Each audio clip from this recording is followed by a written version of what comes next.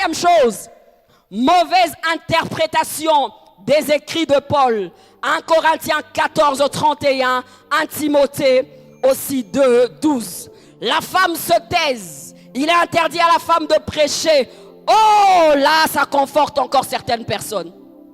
Ils disent, dans l'église, elle doit s'asseoir. Dans l'église, elle ne peut pas prendre la parole. Dans l'église, elle ne peut pas prêcher. Dans l'église, elle ne peut pas faire ceci. Malheureusement, plusieurs tribus, surtout africaines, ont pris part à cela. Même encore aujourd'hui, il y a dans des églises où, peu importe l'onction que tu as, peu importe l'appel que tu as, ils regardent simplement que tu es une femme, ils te mettent de côté. Même dans le ministère, dans les choses de Dieu. Mauvaise interprétation des écrits de Paul. Un passage, quand il est pris hors contexte, bien aimé, son interprétation est biaisée.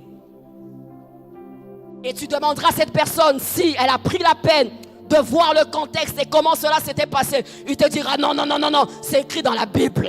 C'est écrit dans la Bible. Les femmes là-bas, les hommes là-bas. Vous, il faut enseigner à l'écodim là-bas. Vous, les enfants ou bien à la maison. Vous ne devez même pas.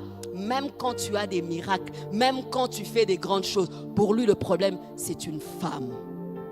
Il y a quelqu'un qui est avec moi. Je me souviendrai d'une équipe de pasteurs qui prêchaient, qui priaient des hommes forts et qui ne croyaient pas au ministère de la femme à l'époque. Heureusement, ou malheureusement pour eux, c'était à l'époque où la fille de Osborne devait faire une croisade à Matadi. La fille de Osborne arrive à Matadi. Elle invite les pasteurs et il y avait certains pasteurs ou certaines églises qui ne voulaient pas. Mais quand même, il y a des pasteurs qui sont allés. Arrivé là-bas, le thème, je pense, c'était Festival de miracles ou quelque chose comme ça. Bien aimé, j'aime comment le Seigneur fait. À un moment donné, il y avait tellement l'atmosphère de gloire qu'il y avait comme de claquements des membres. Les gens. Alors, le pasteur humblement qui rentre, qui dit à ses amis, qui dit, c'est vrai qu'on ne peut pas croire, mais c'est que j'ai vu là. Je ne sais pas, il n'y a que Dieu qui peut le faire. Il dit, on dit des choses, mais c'est que j'ai vu là. Il n'y a que Dieu qui peut le faire. Si toi et moi, on était devant là pour prêcher bien là et tout, peut-être que rien n'arriverait. Des fois, bien aimés, restons ouverts. Restons ouverts. Nous risquons de manquer quelque chose. Pourquoi? Parce qu'on se dit que c'est une femme qui parle. Nous risquons de manquer quelque chose et dire c'est une femme qui prêche. Nous risquons de manquer quelque chose. Pourquoi? Parce que nous prenons les récits hors de leur contexte. Alléluia. Le temps me manquerait de pouvoir expliquer comment ça s'était fait et dans quel contexte Paul en avait parlé. La femme aussi dans le ministère, la femme aussi dans beaucoup de choses. Et fait quoi? Elle est dévalorisée. C'est pourquoi certaines femmes à qui tu demandes de passer devant, prêcher, elles ont déjà cette phobie, elles ont cette peur, mais elles n'arrivent pas à l'exprimer. Femme, j'aime bien le regard, amen. Quand on t'invite déjà dans un coin que je n'ose pas citer pour y aller prêcher, même quand tu as des années dans le ministère, tu vas juste te poser une question. Est-ce qu'ils croient au ministère de la femme? J'ai prêché une fois à Lemba, j'étais en train de prêcher. Un monsieur se lève et dit au protocole, elle parle bien, mais une femme. Moi, je sors. Le monsieur était parti. Et c'était dans presque mes débuts. Il m'avait froissé. Je n'avais plus de courage. Mais depuis un moment, je commence à me dire que l'onction, la grâce de Dieu n'a pas de sexe. L'onction, la grâce de Dieu n'a pas de couleur. L'onction, la grâce de Dieu n'a pas d'âge. Dans le dernier jour, je repenterai de mon esprit sur toute chair. Ce n'est pas moi, femme, qui prêche, mais je crois être ointe et parler. C'est tout. Il y a des gens qui me comprennent. Ce qui fait que tu verras qu'il y a une certaine lenteur dans le ministère de la femme. Il y a une certaine lenteur dans l'implication de la femme par rapport au service, par rapport, je ne sais pas, à ce travail d'évangélisation, par rapport à la pastorale, par rapport à beaucoup de choses. Pourquoi? Parce que c'est une information, bien aimée, qui est comme dans les esprits des femmes. Même les femmes elles-mêmes, quand tu le fais, elles disent que tu es courageuse. Normalement, une femme est appelée d'abord à s'asseoir et ce sont les autres qui vont faire. Bien aimé, tout cela vole quelque chose à la femme. Et j'aimerais dire que cela peut voler aussi quelque chose à l'église corps du Christ. Cela peut voler quelque chose au monde. Les Déborah s'étaient élevés comme des juges et prophétesses. Bien-aimés, sortons de ces petites choses. Regardons au temps. Il y a un travail qui doit se faire. L'œuvre de Dieu doit se faire. Que le Seigneur suscite des hommes, que le Seigneur suscite des femmes, que le Seigneur suscite des jeunes gens pour que l'œuvre de Dieu se fasse. Il y a quelqu'un qui me comprend. Mauvaise interprétation. Pris hors de son contexte. Autre chose écrit, à cause de la femme elle-même. Ça, ce sont les autres. Chut, oui. Mauvaise interprétation, oui. Mais à cause d'elle-même. C'est-à-dire les erreurs de la femme.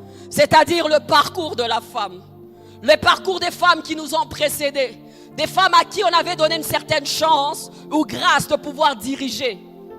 Ou bien qu'on avait donné une certaine grâce de pouvoir parler, être écouté. Lorsque je lis la Bible, je vais prendre des échantillons. Et par rapport à ces échantillons, aujourd'hui encore, tu vas te rendre compte qu'elles ont des disciples. Les erreurs des femmes qui nous suivent jusque-là. Et ces femmes qui nous ont précédés, inscrites dans la Bible, bien-aimées, aujourd'hui, ont encore des disciples. Je vois des noms comme Jézabel. Dis à l'autre Jézabel. Jézabel. Ah, des fois, il y a des femmes qu'on regarde, on dit, ça c'est une Jézabel. Hein. Toi, tu as vécu avec Jézabel. Mais elle était caractérisée comme une femme tyrannique. Son histoire, c'est dans 1 Roi 21.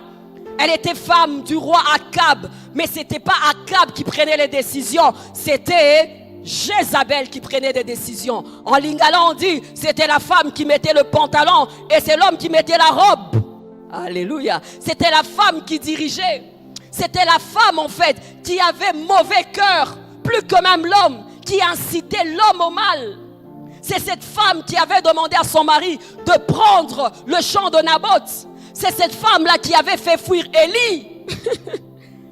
C'est cette femme-là, en tant que reine, en position de reine, elle tyrannisait les hommes. Elle tyrannisait les prophètes. Alors les hommes, quand ils regardent, ils disent, je ne veux pas que la femme me dirige. Je ne veux pas que la femme soit chef. Parce que quand la femme est chef, elle va au-delà. Roulage à moi si à Kangayo roulé là. Alléluia. Alors Jézabel était là, il dit, mon mari dort, je vais m'occuper de ça. Est-ce que c'est comme ça que ça se passe? Malheureusement, elle en a des disciples. Hein. Et quand les hommes nous regardent, ils disent, je ne veux pas, si je dois voter, je ne veux pas voter une femme comme présidente de la République. Je préfère prendre, vous savez. Ça se passe, n'est-ce pas? Les hommes, vous nous votez aussi facilement. Pourquoi vous ne votez pas? Il y a comme cette peur. Malheureusement, même moi, dans mon parcours, des fois, tu te dis, elle est chef, c'est vrai, mais j'aurais voulu un homme. Et puis toi-même, tu te ressaisis. Mais je suis une femme, pourquoi je ne veux pas d'un homme? Pourquoi? Une femme, quand elle est en position d'autorité, généralement, elle en abuse. Alléluia, elle en abuse. Et imagine cette femme, si elle est dans ta maison et qu'elle gagne plus que toi, tu peux respirer là? Imagine cette femme, si tu perds un travail et que c'est elle qui compte ses sous pour payer le loyer, le Minerval et tout. Oh mon Dieu, pauvre homme, Jézabel, prendre soin de toi. Mais va te dire, va faire la vaisselle, lessive. Mais je ne comprends pas les enfants, pourquoi ils n'ont pas des bonnes notes comme ça? Tu n'as pas géré. Ça blesse les hommes. Ça blesse les hommes. Alors quand tu amènes ta bonne nouvelle que tu es promu, il a peur de la promotion. Quand tu dis j'ai été promu pour être chef, je veux commencer à aller en mission de service. Les femmes tyrannisent. Femme, tu es avec moi, toi tu vis au ciel. Essaye pour voir. Paye le loyer de ta maison 6 mois. Et que ton mari ne paye pas, tu vas voir, il y a comme un esprit comme ça, il faut dire sans effet. Au nom de Jésus, au nom de Jésus, je suis en Christ, au nom de Jésus, je le fais pour le bien de mon foyer, au nom de Jésus. Mais ta chair directement réclame. Amen. Amen. On arrive petit à petit. Alléluia. Chers hommes, soyez indulgents avec nous après cette réunion. Il ne faut pas noter et nous dire, ah, toi tu es devenu Jézabel, hein? Jézabel, les femmes qui dominent en prenant la place de l'homme, les femmes qui tyrannisent les autres, les femmes qui vont à outrance. Ici, j'étais même en train de dire, certaines personnes disent que la sorcellerie de la femme, c'est pire que la sorcellerie de l'homme.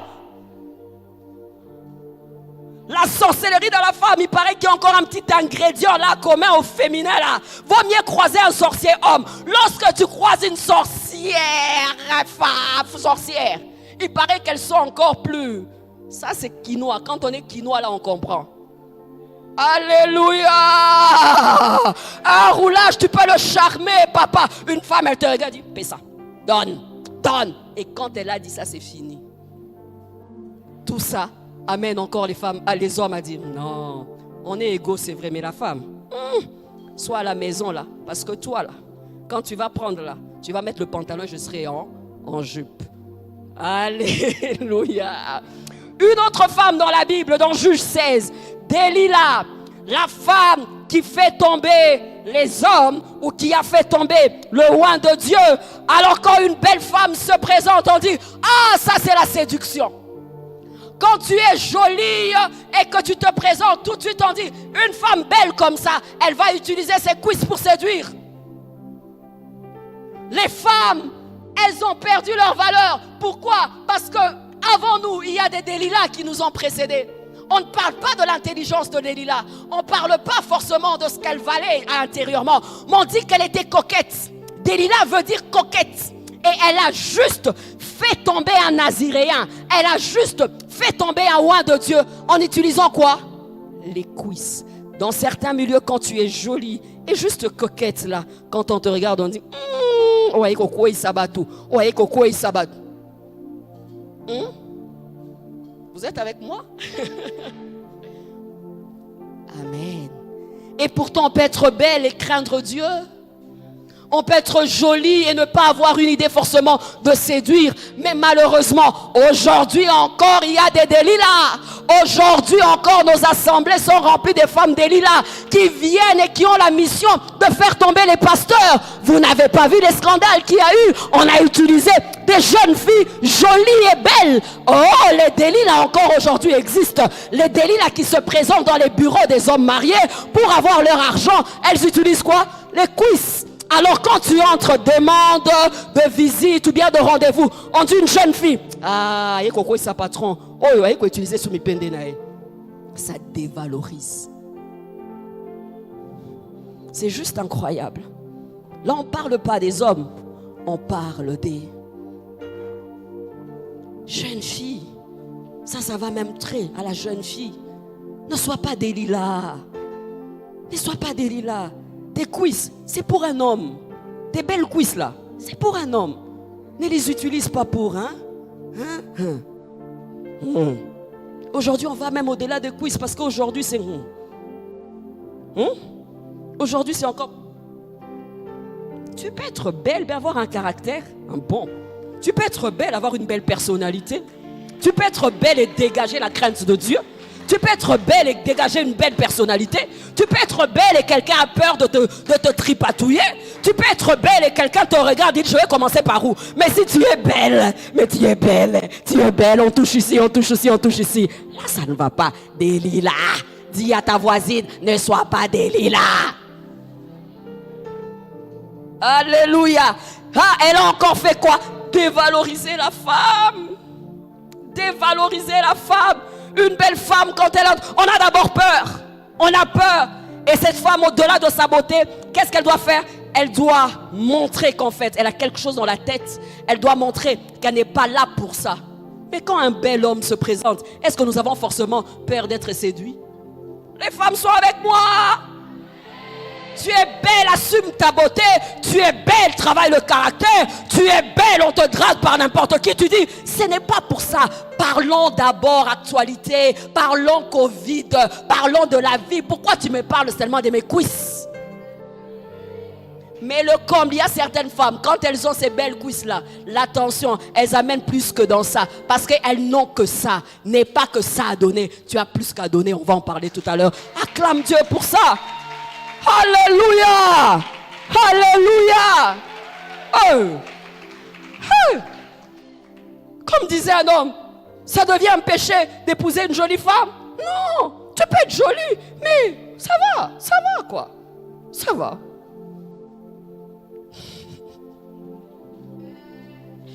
surprenant que les frères, c'est eux qui rigolent. C'est juste incroyable. Acclamons Dieu pour leur présence.